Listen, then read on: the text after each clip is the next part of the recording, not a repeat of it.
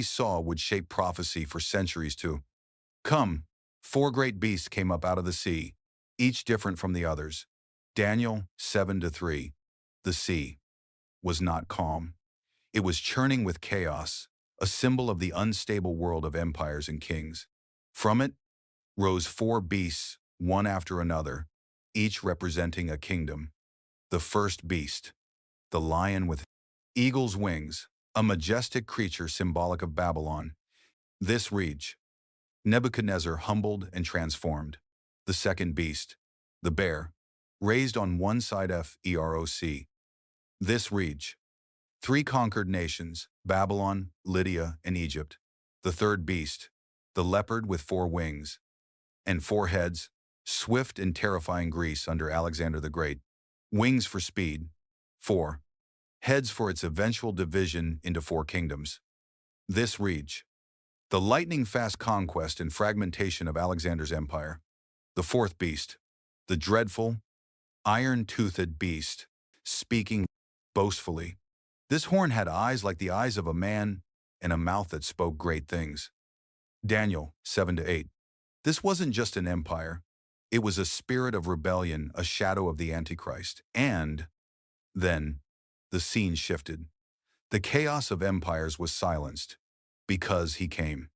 As I looked, thrones were set in place, and the Ancient of Days took his seat.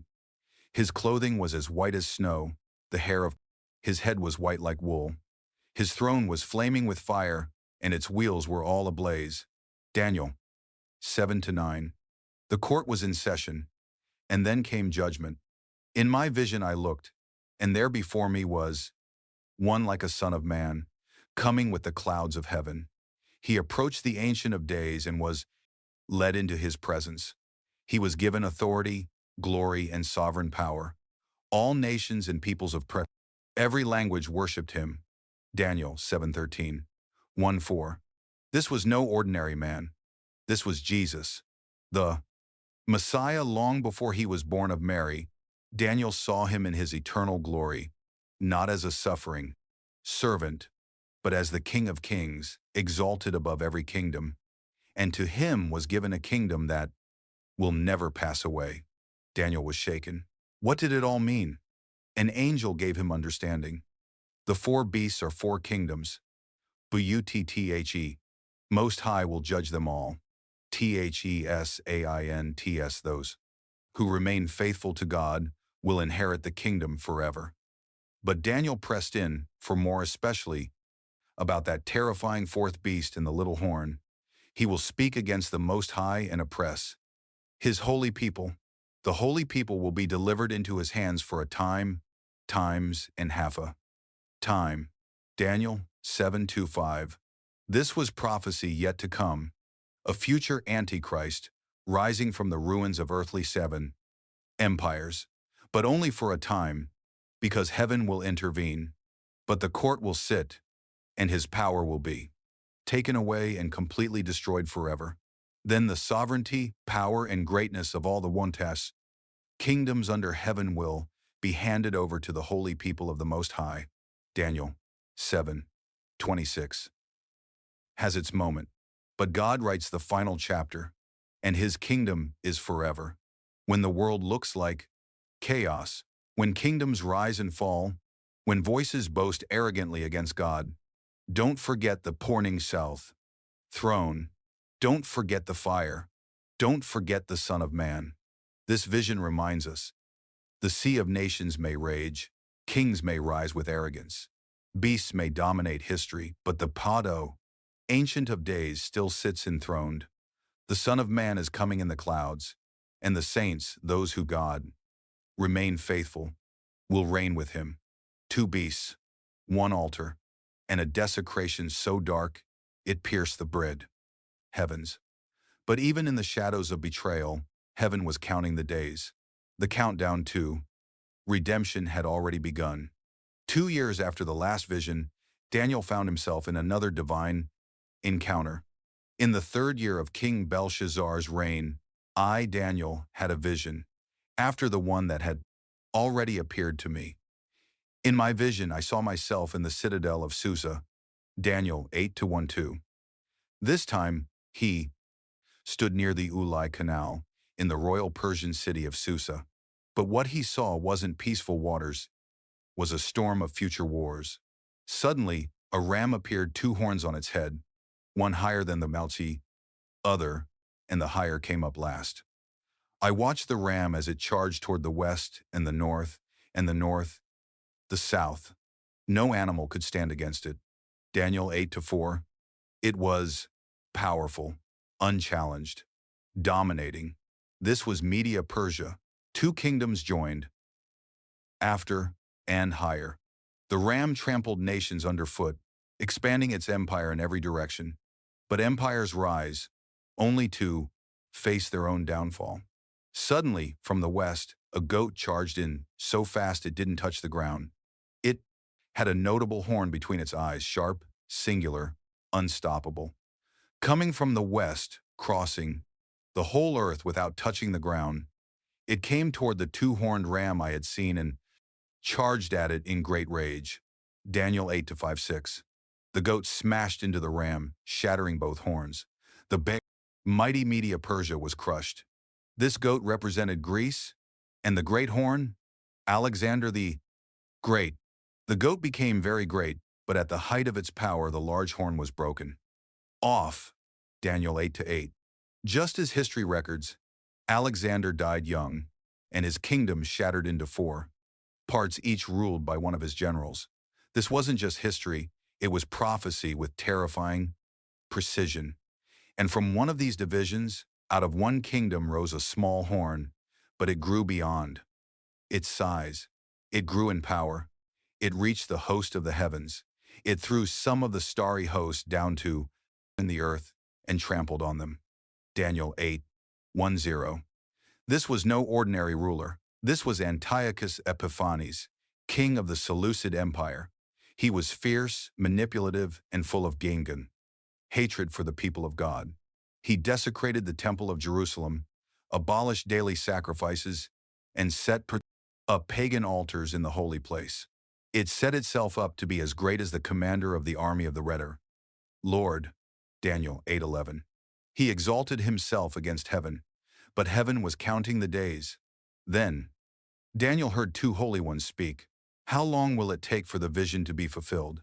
It will take 2,300 evenings and mornings, then the sanctuary will be reconsecrated.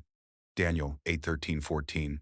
God knew exactly how long evil would reign. Even desecration had a deadline.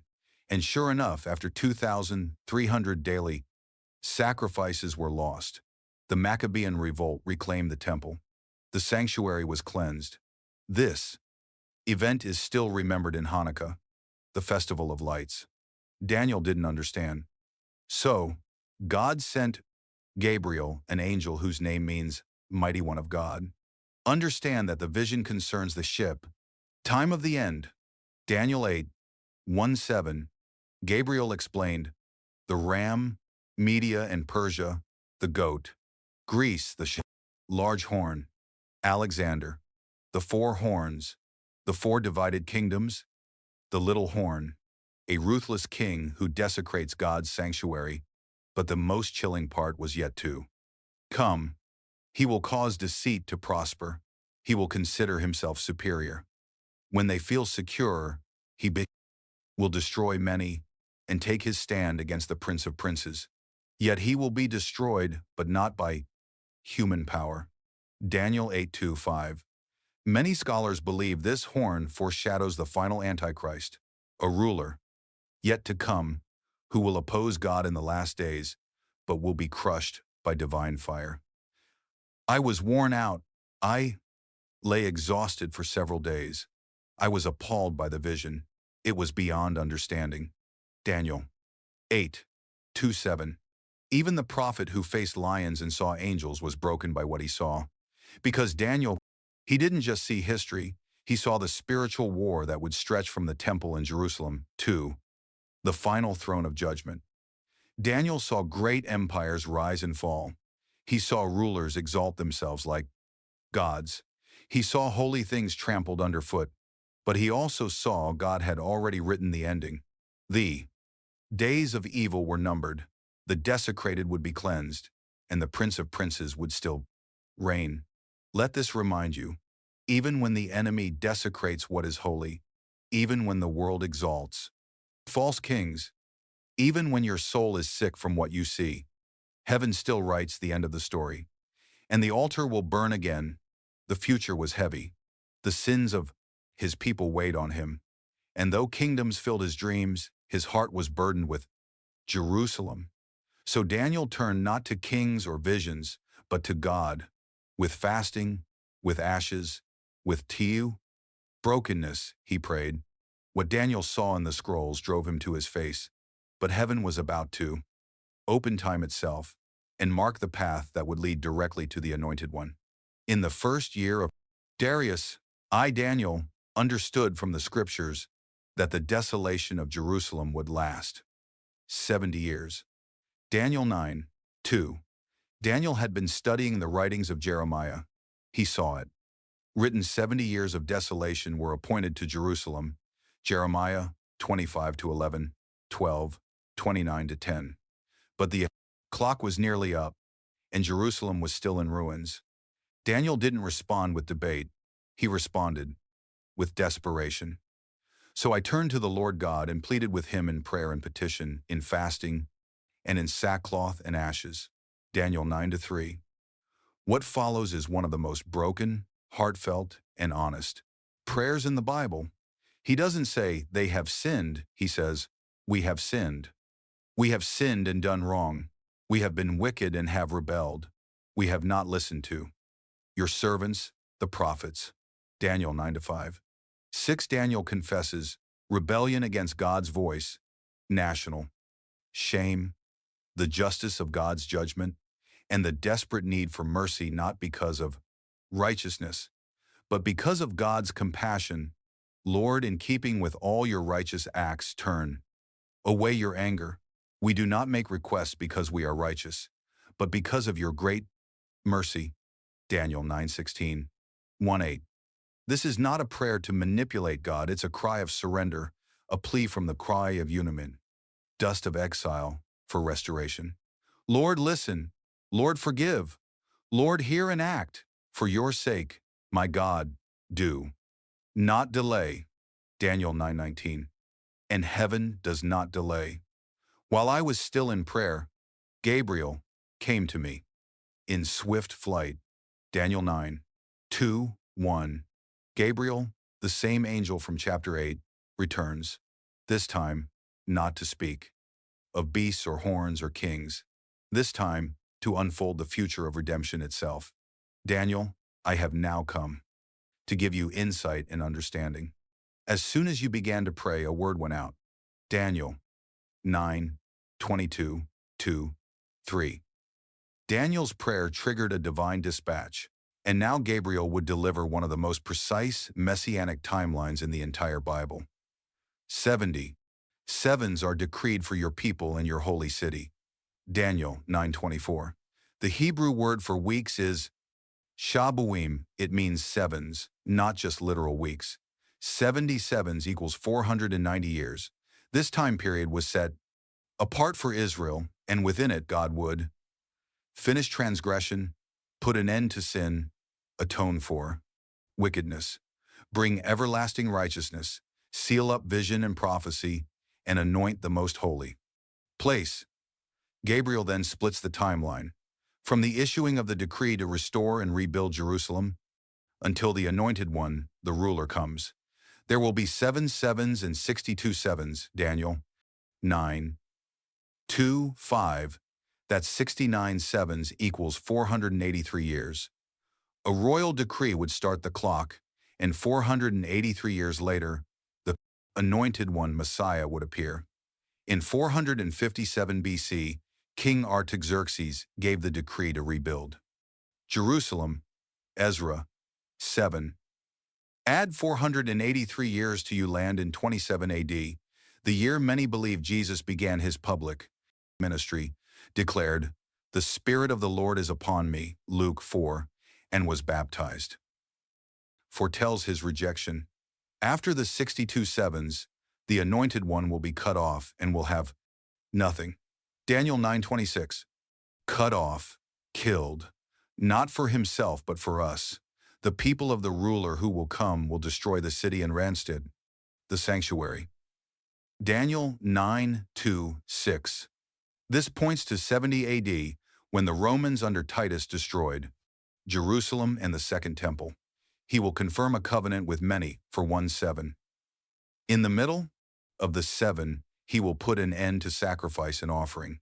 Daniel 9:2-7. This he has dual layers. 1.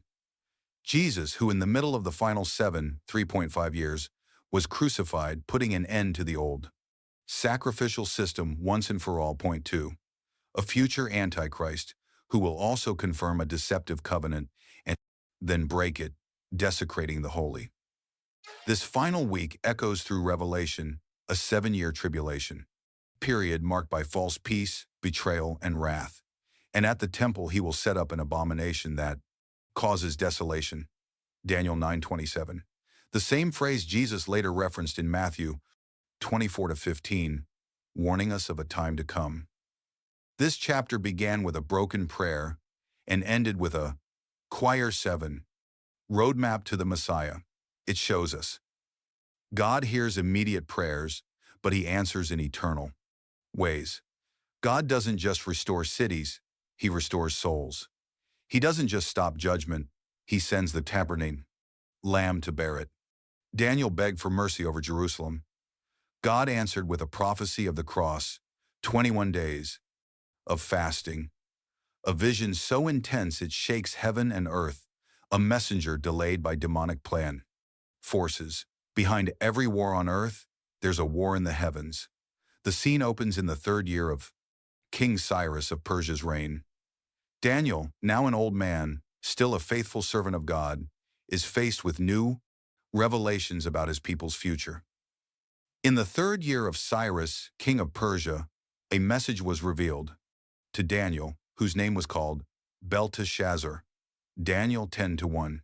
But before the vision comes, Daniel engages in intense fasting, prayer, and mourning for 21 days, seeking God's clarity and mercy for Israel.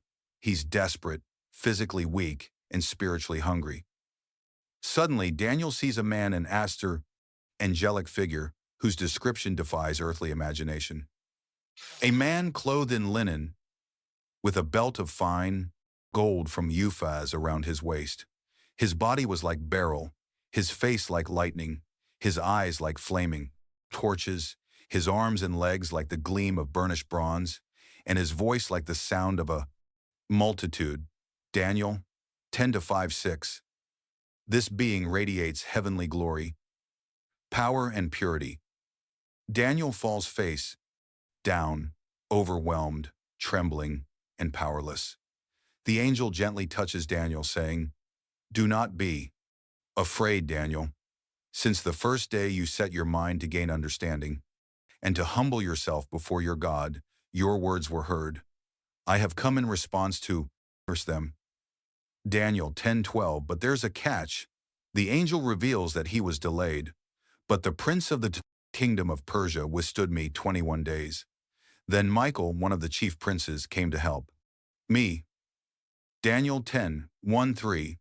This is spiritual warfare. The prince of Persia is a demonic force opposing God's Persia plans for that region. Only Michael, the archangel and protector of Israel, can provide reinforcement. The Dodpanes angel continues, "Now I am here to explain to you what will happen to your people in the future, for the wide vision concerns a time yet to come." Daniel 10:1-4. Battles. It's about the cosmic struggle behind every event. The unseen spiritual realm moves, shifts, and fights to influence human history. The encounter is so overwhelming, Daniel's strength deserts. I was left trembling and overwhelmed and fainted. Then I was sick for days. Daniel 10:16-17. But the angel strengthens him. When he spoke to me, I was strengthened and said, "Speak, my Lord, since you have given me strength." Daniel 10:18-19. Daniel is restored not by his own power, but by divine touch. The chapter ends with the angel preparing Daniel for a new revelation about future kings and kingdoms. But the spiritual battle will intensify. When he had spoken to me according to these words, I turned to face the ground and was speechless. Daniel 10, 1. 5. Daniel's journey into prophecy is far from over. He will soon hear about the Bhale, king of the north, and the king of the south, earthly powers tied to heavenly warfare. This chapter reminds us spiritual battles rage beyond what eyes see. Prayers may face resistance in the spiritual realm, but they are heard. God's timing and strength come after seasons of struggle. Angels and archangels fight for God's purposes on earth. When the battle is unseen, do not lose heart. God's army is at work. Michael is fighting for you, and every delay is part of his perfect plan. 2. Kingdoms. Generations of war. A prophecy sharper than time. The north rises, the south resists, and, out of the chaos, a dark king emerges, one whose evil reaches the heavens. The angel who spoke to Daniel in chapter 10 now begins one of the most breathtakingly accurate prophecies in all of 10. Scripture. He tells Daniel, "Now I will tell you the truth." Daniel 11-2. And what follows is not poetic metaphor. It is a point, blow-by-blow record of empires, marriages, betrayals, and wars, hundreds of years before they would happen. The prophecy begins with Persia. 3 more kings will arise in Persia, and then a 4th, far richer than all the others. He will stir up everyone against the kingdom of Greece. Daniel 11-2. That 4th king, most believe it to be Xerxes, who launched an enormous campaign against Greece. But then comes Alexander the Great, the mighty king, in verse 3. He will do as he pleases, but his kingdom will be broken and divided toward the 4 winds. Daniel 11-3. For exactly as foretold, Alexander died young, and his empire was split into 4 parts, none ruled by his own descendants. Now begins the long war between 2 of those divided kingdoms.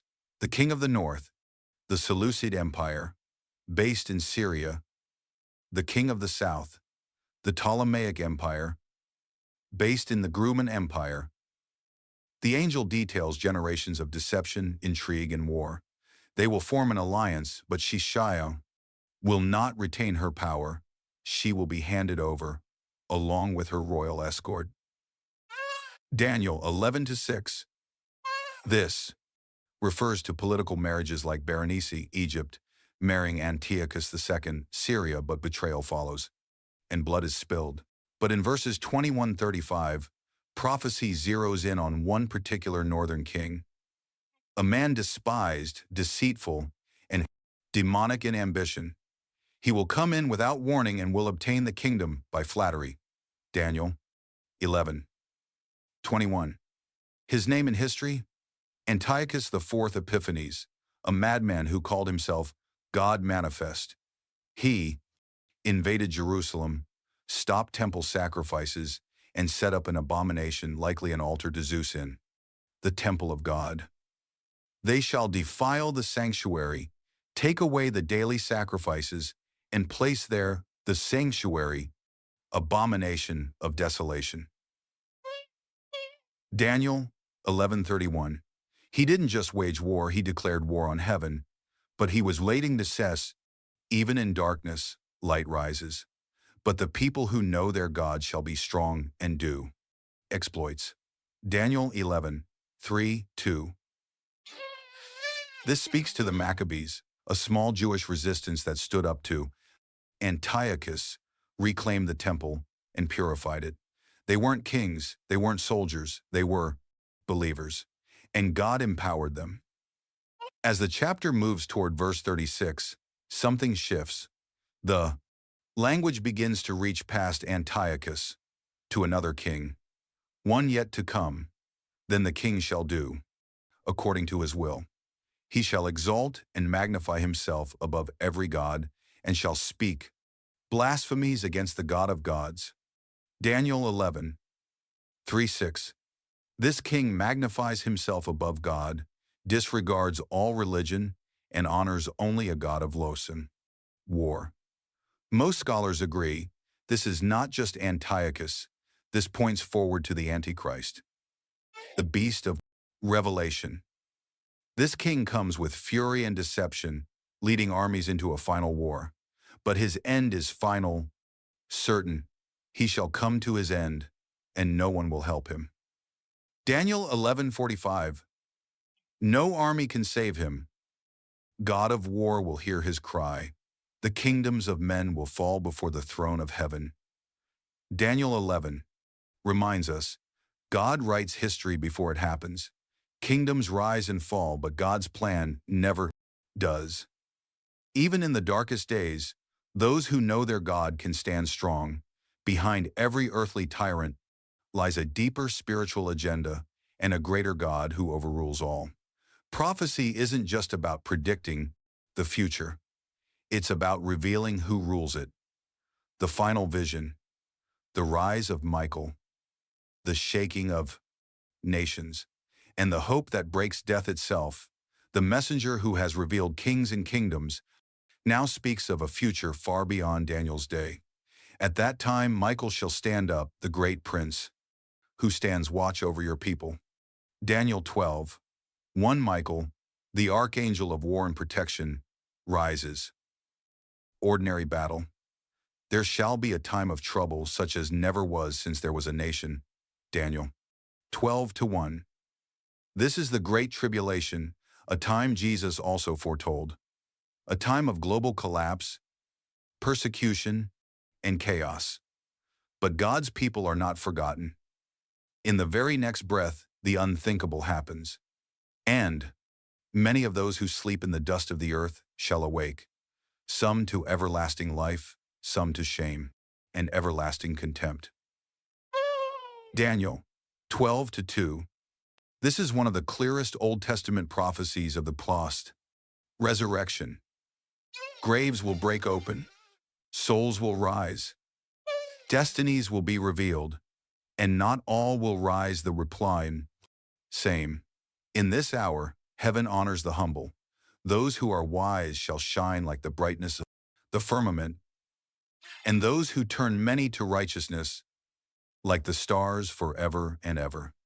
Daniel 12:3. Faithfulness will be rewarded, not with gold, but with glory. Those who stood for truth will shine like stars. Daniel is told, shut up the words and seal the book until the time of the end. Daniel 12:4. Why? Because some prophecies wouldn't be understood until the end times. And when that time comes, two things will increase. Many shall run to and fro, and knowledge shall increase. Daniel 12:4. Global travel, explosive knowledge, a world on the brink, and suddenly Daniel's sealed scrolls make sense.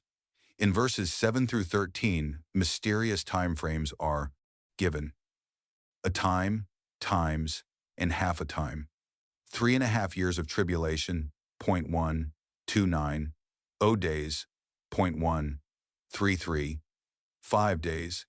These aren't meaningless numbers. They align with apocalyptic timelines in Revelation. And the message is clear. The clock is ticking. Evil has a time limit. God's justice is scheduled. Resurrection is inevitable. Daniel 12 is not just prophecy, it's a wake-up call. The world will shake. Mother Brad Day, prophecy in city dad. Evil will seem to win, but the faithful will shine, and the grave will not have the final word. You are not living in random times. You're living in prophesied times. Don't fear what's coming. Prepare for it, Lord of the end and beginning. You hold time in your hands. You speak to dust and raise the dead. You send Michael to guard and angels to reveal. Let me live for what is eternal, to shine with wisdom, to turn others to righteousness, and to await the resurrection with hope, not fear. Keep me faithful until the last. Trumpet sounds. In Jesus' name, amen. This may be the last chapter of Daniel, but it's not the end of the story. There is a day coming when death itself will die, when the grave will surrender its victims. Jesus, the Prince of Heaven, will return not in shadow but in power. Watch this video on your screen. Next, The Day Death Died, a story so powerful, you'll never look at the cross the same way again. And remember, God still speaks. He still rules. And he always keeps his word. God cares.